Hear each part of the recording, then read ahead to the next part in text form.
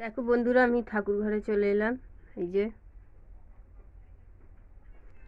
আর এই দেখো আমাদের গাছের এই বেলপাতা, এই হলো আম পাতা, আর এর মধ্যে অনেক রকমের ফুল আছে।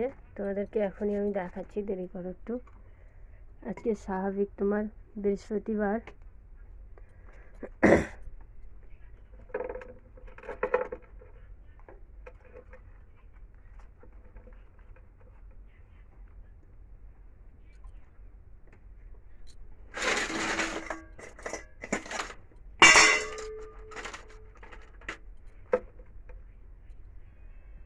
আজকে বৃহস্পতিবার, তাই জন্যে